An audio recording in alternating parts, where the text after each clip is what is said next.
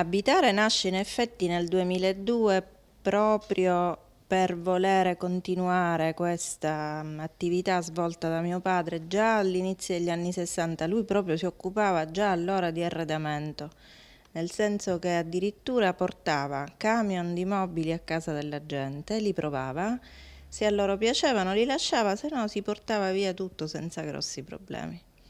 Io in effetti sono cresciuta in odor di legno e poi questa mia passione si è trasformata ovviamente in attività che oggi porto avanti con trasporto, con professionalità, perché devo dire che anche la correttezza fa parte del nostro modo di svolgere attività in campo di arredamento prima, durante e dopo la vendita. Si punta oggi molto sulla qualità perché c'è una infinita distrazione, c'è roba che arriva da tutte le parti del mondo e noi non la crediamo giusta da offrire ai nostri clienti, ai quali invece offriamo solo marchi e brand made in Italy con un ottimo rapporto qualità-prezzo. Questa è una cosa alla quale noi facciamo veramente molta attenzione. Sono molto ben collaborata da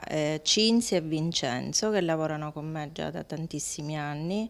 Loro sono degli ottimi arredatori di interni. Loro riescono sartorialmente a realizzare quello che la gente in effetti ha in testa e non riesce poi materialmente a mettere prima su carta e poi in casa. Se lei mi chiede un armadio, io le faccio vedere, le propongo aziende che costruiscono esclusivamente armadi. Se lei mi chiede una cucina, lei avrà una cucina, non un mobile che sembra una cucina. Questo per noi è fondamentale proprio perché ci siamo, ci vogliamo continuare a essere sul mercato, quindi se lei ha un problema e ritorna, noi le veniamo incontro sempre nell'assistenza post vendita.